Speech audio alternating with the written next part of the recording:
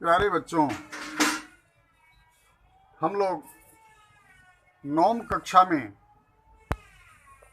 व्याकरण खंड में संधि प्रकरण में इस टर्म के निमित्त दीर्घ गुण, वृद्धि, जन और अयादि संधियों को वीडियो के माध्यम से पढ़ चुके हैं। हमें अब शब्द रूपों को पढ़ना है।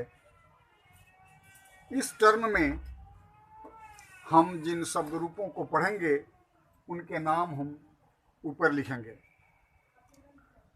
पहली बात कि शब्द रूपों को हमें दो भागों में पढ़ना है। पहला वह शब्द है जो संज्ञा कहलाता है, संज्ञा शब्द रूप, और दूसरा सर्वनाम शब्द स्वरूप। इस टर्म में हम लोग संज्ञा शब्दों को पढ़ेंगे और दूसरे टर्म में हम लोग सर्वनाम शब्दों को पढ़ेंगे। सबसे पहले हम अकारांत शब्द को पढ़ेंगे। इसमें एक शब्द को हम लोग फॉर्मूला मानेंगे और वह है बालक शब्द रूप, जिसे अकारांत कहा जाता है। यानी अगर हम बालक लिखते हैं तो इसमें किसी तरह का कोई चिन्ह, हर्षई, दीर्घई, आकार वगैरह नहीं है, इसलिए ये अकारांत कहलाता है। इस शब्द के अंत में हर्षिकार, दीर्घिकार, हर्षऊ, दीर्घऊ किसी तरह का कोई चिन्ह न हो, वो अकारांत कहलाता है। तो अकारांत शब्दों के रूप बालक शब्दों के आधार पर होते हैं। आप जानते हैं कि दुनिया की किसी भी भाषा में बिना कारक चिन्हों के बोध नहीं होता है, अर्थ का बोध नहीं होता है। संस्कृत भाषा में कारक चिन्हों को उन शब्दों के साथ ही सम्मिलित कर दिया गया है और उनका नाम दे दिया गया है विभक्ति या पद। तो पद में विभक्ति होते हैं। ये बालक शब्द अगर देखें तो बालका, बालकौ, बालका है। एक वचन, द्विवचन और बहुवचन ये दुनिया की सारी भाषाओं में होते हैं, संस्कृत भाषा में भी है। दुनिया की सारी भाषाओं में शब्द रूप याद करने होते हैं, इसमें भी याद करना है। तो आए देखते हैं। बालकः माने एक बालक, बालकौ माने दो बालक, बालकाः माने दो से ज्यादा बच्चे, चाहे उनकी संख्या कितनी हो, उनको बालकाः कहा जाएगा। द्वितीय में बालकम है, बालकौ, बालकान है। बालकम का अर्थ होता है बालक को, बालकौ का अर्थ होता है दो बालकों को, और बालकान का अर्थ होता है दो से ज्यादा बालकों को। यहाँ एक का अर्थ हुआ एक, वचनम माने बोलना, एक बोलना। यहाँ द्विवचनम माने दो बोलना, बहुवचनम माने या बहुत बोलना। यानी बालका माने एक बालक, द्वि यहाँ दो बालक, और बहु माने बहुत बालक। उसी तरह से यहाँ सब जगह वही अर्थ। संबोधन तक प्रथमा से लेकर ये 8 लाइनें हैं, पर 7 विभक्तियां ही हैं, 7 विभक्तियां कहलाती हैं। हम किसी शब्द को ले लेंगे तो उसमें हम हिंदी के चिन्हों को अगर मिला दें तो कारक के चिन्हों के अर्थ हो जाते हैं। जैसे बालका का अर्थ हुआ ने, तो यानी यहाँ लिखा भी हुआ है ने को से का में। यहाँ जो है बालक के लिए जो लिखा गया है, यहाँ कहीं कहीं को भी मिलेगा आपको, तो हम याद कर लेंगे ने को से का में। बालक ने, बालक को, बालक से, बालक के लिए, फिर बालक से, बालक का, बालक में, हे बालक। यही तो अर्थ है इसका। दूसरी बात, अर्थ करते समय हम बालकम का अर्थ करेंगे कैसे? एक बालक को, दो बालकों को, बालकों को। बालके न का अर्थ हो जाएगा एक बालक से, दो बालकों से, बहुत बालकों से, क्योंकि यहाँ बहुवचनम लिखा हुआ है, मैंने बहुत बोलना है आपको। बालकाय का अर्थ होगा बालक के लिए, दो बालकों के लिए, बालकों के लिए। बालकात का अर्थ होगा बालक से, दो बालकों से, बालकों से।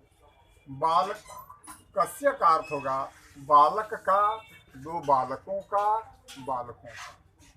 बालके का अर्थ होगा बालक में, दो बालकों में, बालकों में।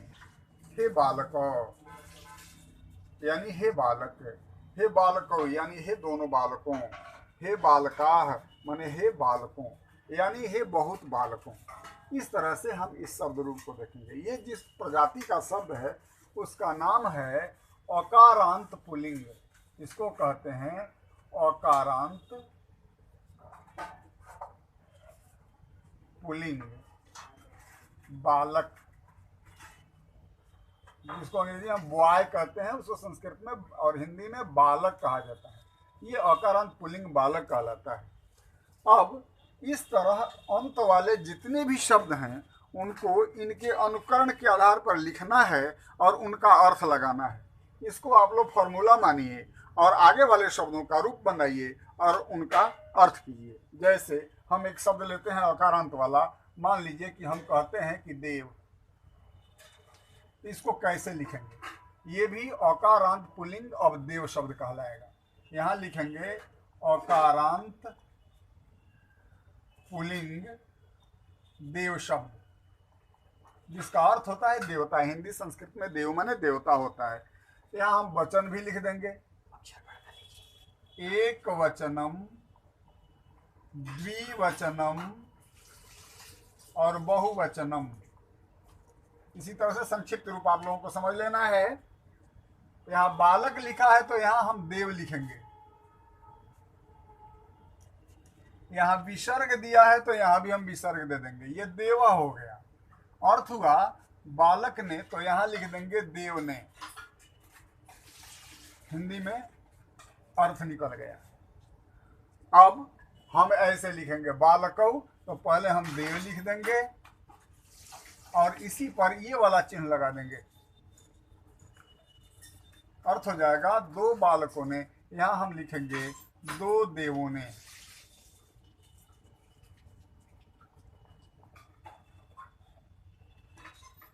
यहाँ लिखा हुआ है बालका, यहाँ देव लिख देंगे और अंतिम बनावट को उतार देंगे। बालक पर आकार दे के विसर्ग दिया गया है, यहाँ भी एक आकार दे करके विसर्ग दे देंगे। ये हो गया देवा। अर्थ हुआ देवों ने। इसी तरह हम सबका अनुकरण करेंगे। एक आधा उदाहरण मैं दे दूं और इसके बाद के जो बाकी शब्द रूप हैं उसे आप लोग बनाएंगे तो आप लोगों को अभ्यास भी होगा।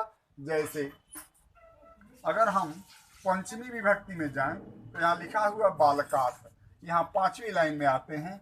यहाँ हम लिखेंगे देव। यहाँ बालक में आकार और तो बढ़ाया गया है, यहाँ भी आकार और तो हम बढ़ा देंगे। ये हो जाएगा देवात। अर्थ क्या हो जाएगा? यहाँ लिखा है बालक से, यहाँ हो जाएगा देव से।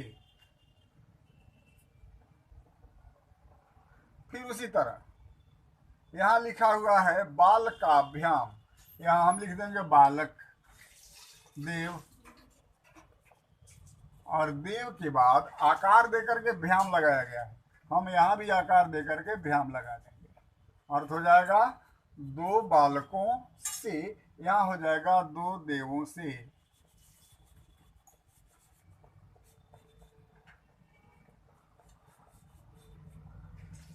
यहाँ लिखा हुआ है बाल के भ्य, तो यहाँ हम देव लिख देंगे और जैसे बालक पर एकले और भ्य लगाया गया है वैसे ही एकले और भ्य यहाँ भी लगा देंगे और इसी का अनुकरण करते हुए अर्थ भी लिखेंगे, यानी देवों से।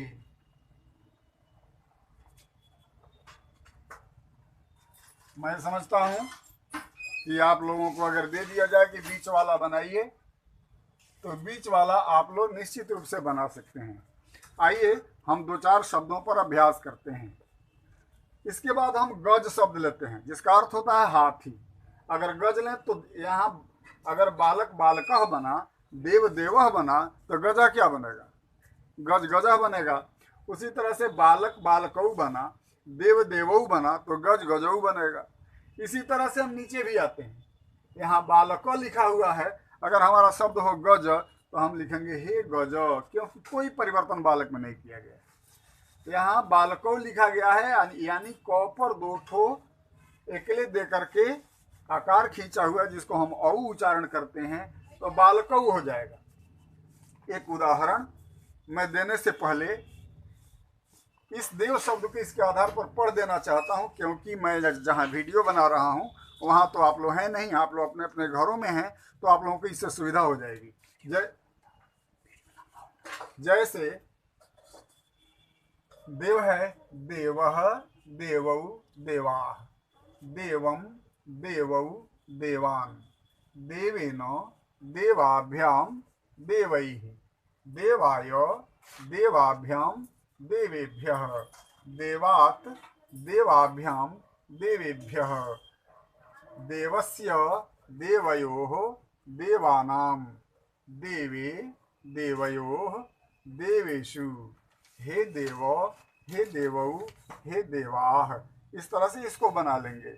उसके बाद आप लोग एक कॉपी ले लेंगे और उस कॉपी पर गज लिखेंगे, अपने अपने परिवार के सदस्यों के नाम लिखेंगे और इसी तरह से अभ्यास करेंगे। जैसे मैं एक गज शब्द की बात करता हूँ, गजः, गजौ, गजाः, गजम, गजौ, गजान, गजेन, गजाभ्यां, गजैः, गजाय, गजाभ्यां, गजेभ्यः, गजात्, गजाभ्यां, गजेभ्यः, गजस्य, गजयोः, गजानां, गजे, गजयोः, गजेषु, हे गज, हे गजौ, हे गजाः। इस तरह से आप लोग गज पर अभ्यास कीजिएगा। परिवार के अन्य पुरुष सदस्यों के नाम अगर अकारांत हैं तो उनका भी आप लोग अभ्यास कीजिएगा। बाकी अगर कोई परेशानी आती है तो इस पर जो मेरा नंबर है, इस पर आप संपर्क करके अपनी शंकाओं को दूर कर सकते हैं।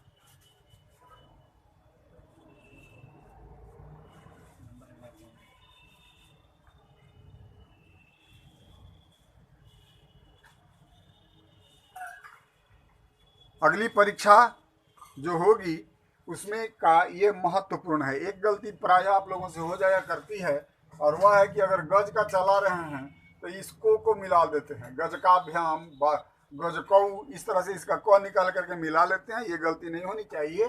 क के बाद वाली बनावट ही देनी है, दूसरी बनावट नहीं देनी है।